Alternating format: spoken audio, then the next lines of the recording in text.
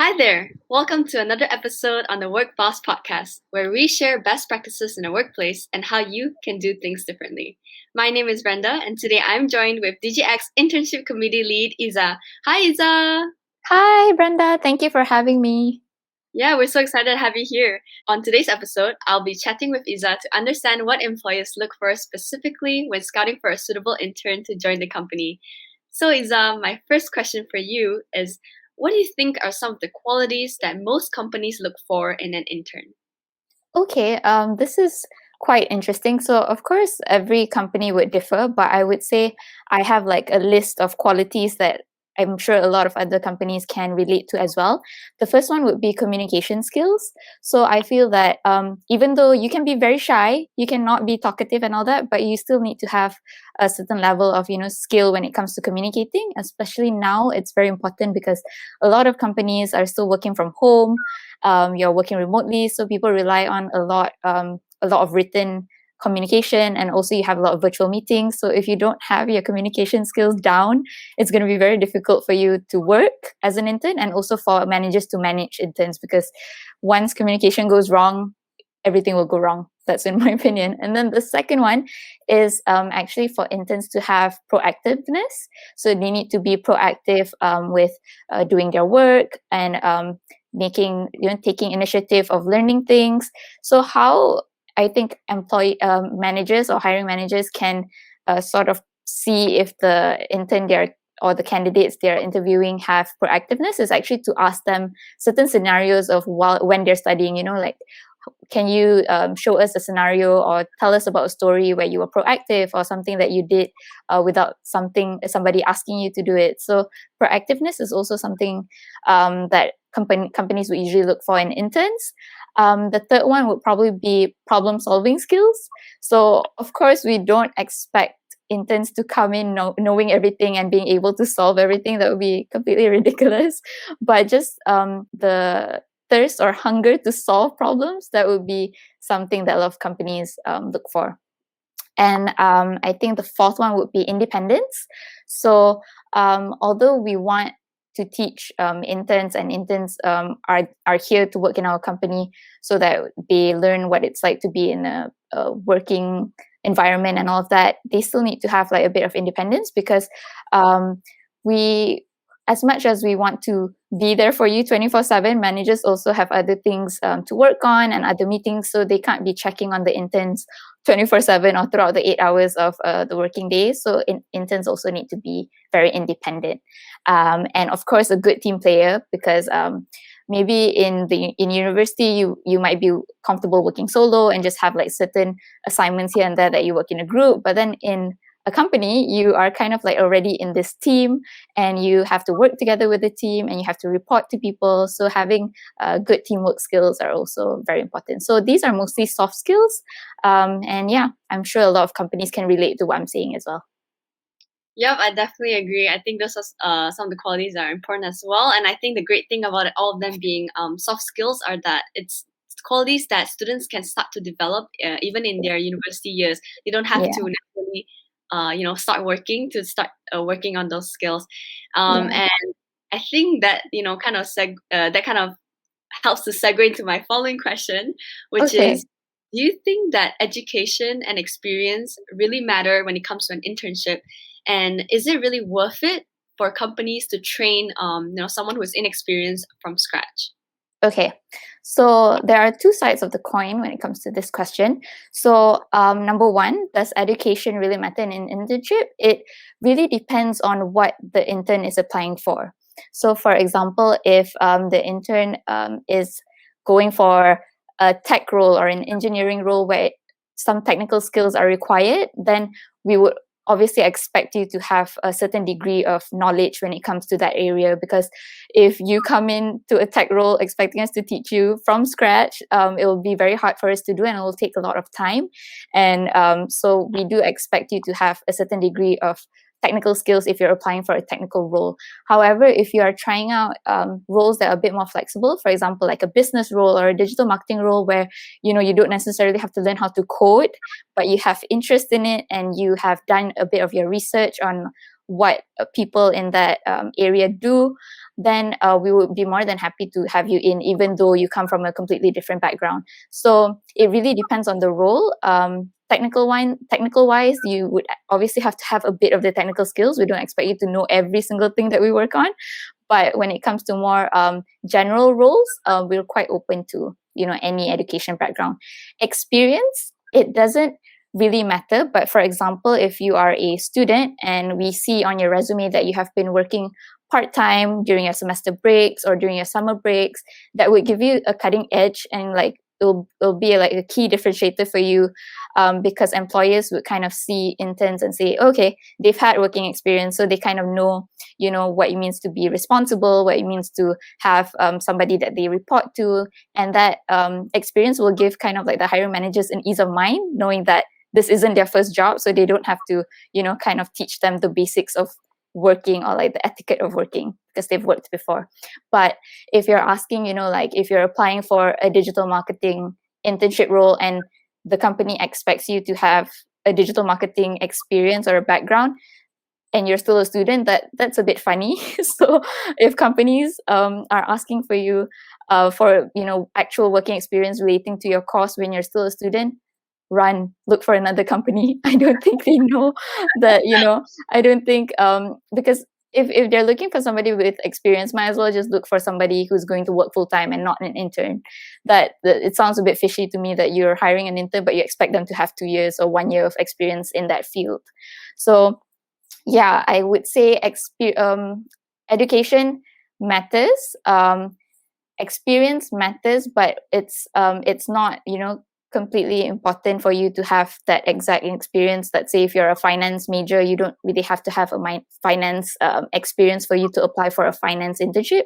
You can come in with zero finance experience, but it would be great if we see on your resume that you've worked part-time somewhere during your semester break or summer breaks, so that gives us more confidence in you that you're able to work as well. So is it worth it for companies to train from scratch? So I always feel that it's worth it because I think from an internship committee kind of standpoint, we really focus on developing interns. These interns are going to be future bosses and they're going to be future talents in the company. So of course you have to train them. You have to, they have to start somewhere. And if you treat that intern well, if you train them well, and if they like your company, they can be a huge asset to your company. We might end up hiring them and they can already do everything. So I think it's always worth it to train interns as if they are actually working for you full time, because even though they won't end up in your company or you don't have any plans to hire them, you will leave them in a lasting impression, not only on like how they view the company, but also after they come out from the internship, they would have had valuable skills and experience and connections. And I think it's a fulfilling feeling to kind of see them succeed after that, even if they don't end up in your company. So yeah, I always think it's a great opportunity to have young talents in the company as interns and to train them and to guide them and develop them so that they can succeed in the future. Because in the end, they are like our future and they are going to be bosses to our kids, hopefully. So we got to train them. Yeah, I think your points definitely make sense. And, going back to your point about talking about whether experience really matters, I think that if they actually, students actually go out and get a part-time job or even being involved in, let's say, student leadership in school clubs and societies, I think those are very good indications of their character. And like you said in the first question, right, it kind of shows that they're being very proactive and being involved. I think that's also a good sign. Yeah, correct. Yeah, I totally forgot about like the clubs and all that. But yes, if you're active in like extracurricular activities, you are involved, you are kind of like in the board or in the leadership team of your clubs, I think that would also show us that, whoa, this person has it. We can definitely hire this person. Yeah. Yeah, for sure. So, okay, my next question is a little bit more interesting, and it is, what do you think are the, in your opinion, what are the top turn-offs during an internship interview? Ooh, spicy question. Okay. So, all right. At the top of my mind, I think the first one would be when the candidate doesn't do research about the company that they're applying for. So of course, as much as we want to hire interns, we also want the interns to be interested in what they're applying for, and if they have like the same beliefs and values as our company. So if you come into the interview not knowing a single thing about the company you're applying for, okay, huge turn off. Because if the interviewer, for example, like myself, I would always ask the interviewee or the candidate, what, based on your research of like our company, which product of ours is your favorite and why.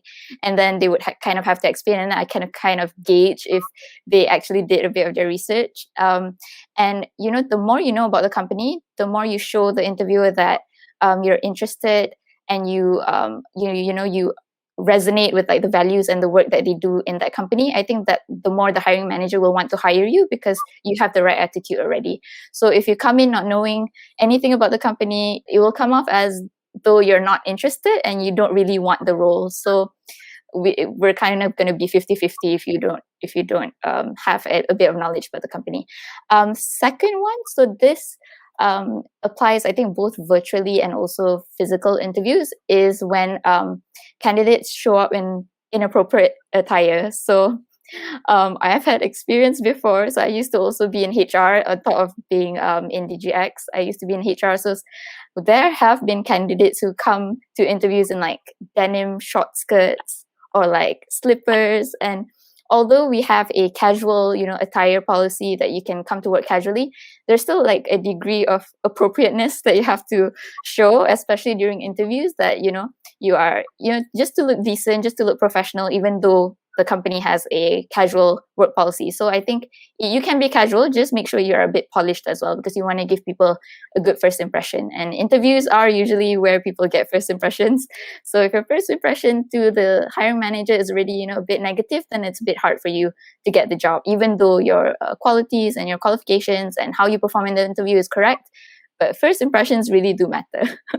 So the third one, let me see, is probably if the candidate is distracted or not really paying attention during the interview. So interviewers, as much as they are asking questions, they're also answering questions, and they are also telling you more about the job, about the culture.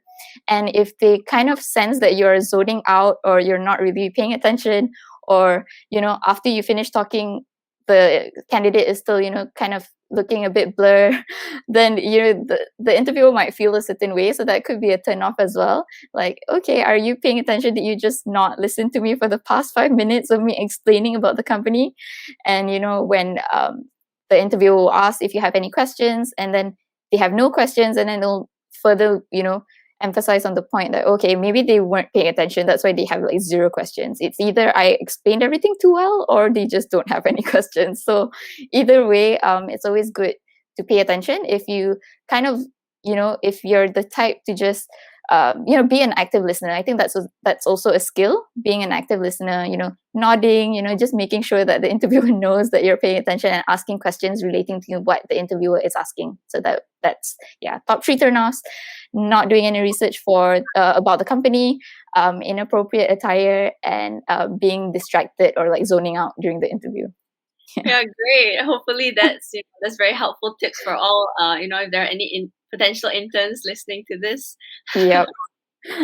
Right. So my next question is, in your opinion, do you think it is wrong for interns to expect allowances from an internship?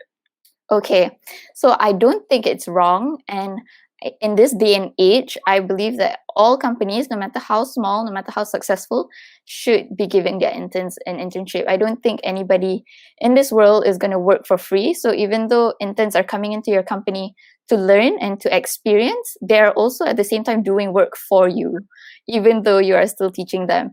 So it's unfair for you to not pay allowances, and interns should definitely expect allowances. So the amount, of course, could vary. So if you're applying for a small company, don't expect the company to be paying you 1,000 ringgit, for example. But so the amount of allowances, that's up to the company. But I feel like no matter how small, companies should be paying their interns an allowance, no matter how big or how small. So it's not wrong.